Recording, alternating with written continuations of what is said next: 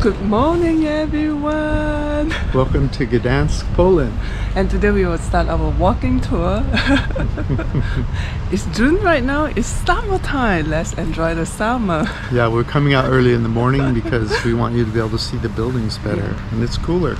Yeah, and the building is very beautiful. If you can see it without people, it's amazing. And we will show you in the evening time. You will see a lot of people here. Yeah.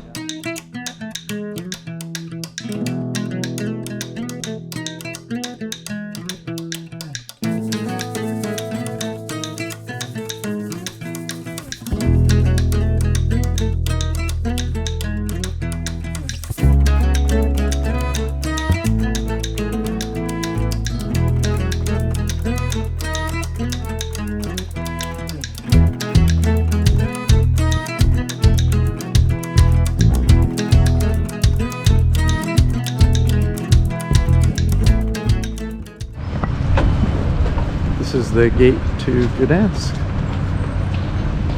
From where we're staying, there's several gates, of course. So if you were a sovereign from another nation, this is the gate you would come through.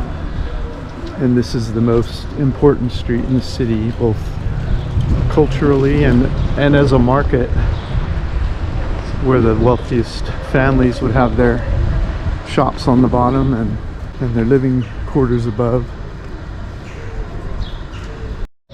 Chang's enjoying filming the buildings here, obviously. Clearly one of the most beautiful places in the world. So, and I've been to a lot of places. It has both that medieval feel to it, and it has just class and charm, and it's a beautiful place.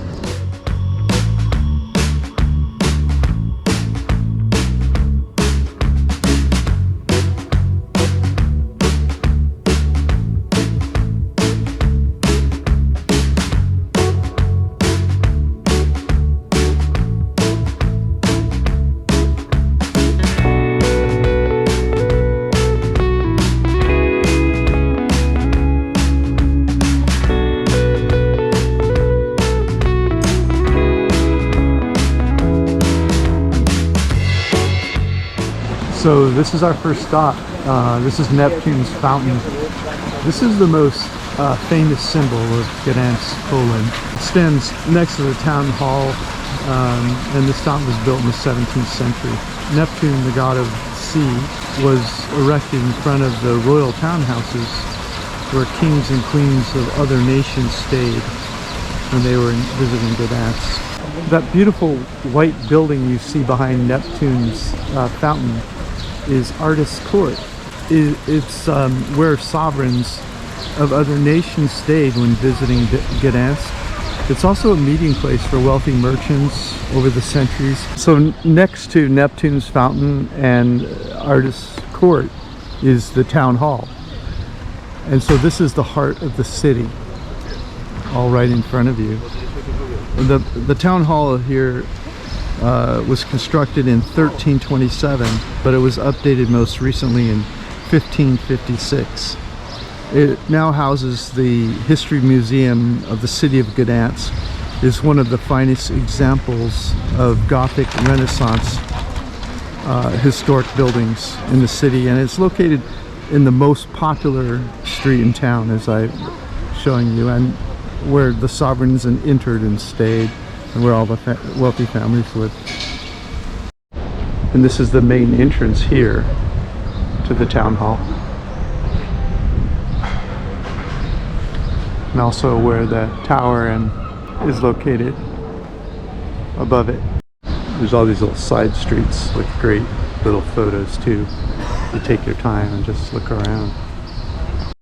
Now we're on the back side of the town hall, moving our way down the street,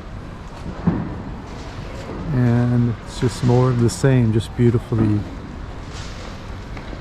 designed and constructed buildings with artwork on the front.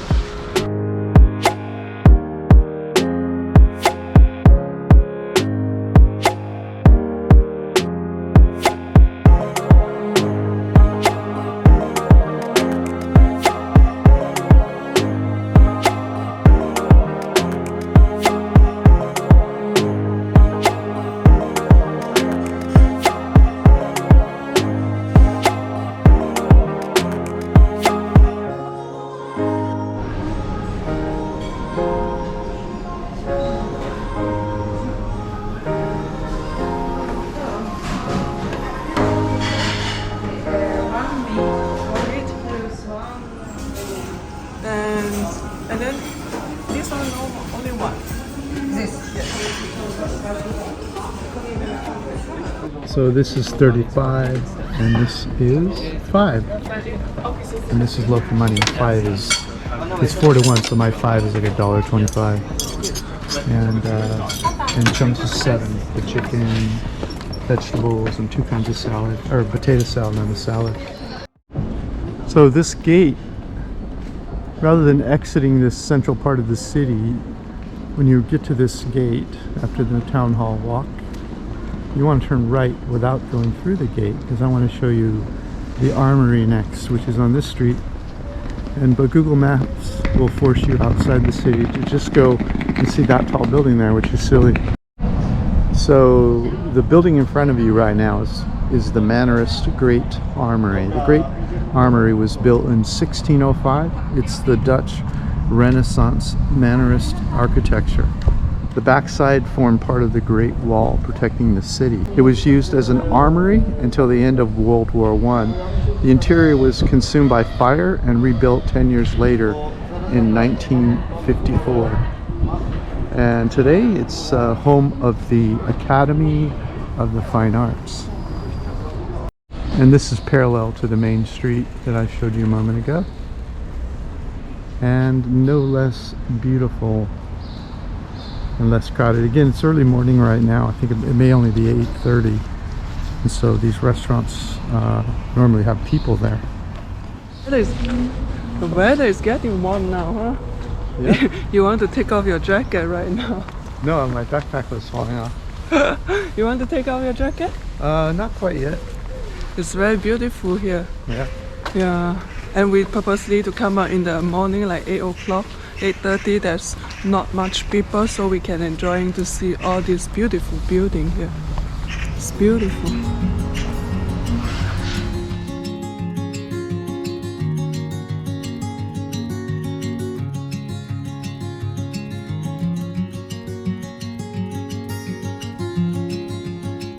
So we're inside the Basilica of the Blessed Virgin Mary, built in the 16th century. It's still the largest church made of brick in Europe.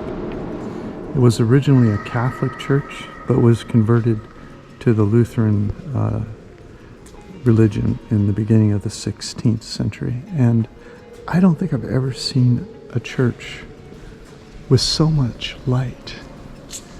And some of it is because not all the windows are filled with stained glass. This is the altar, of course, and that's a beautiful stained glass behind it, and looks like Mother Mary with Jesus behind her. These ceilings are just magnificent. Feels like you're looking up at heaven. Gorgeous art all over the place here.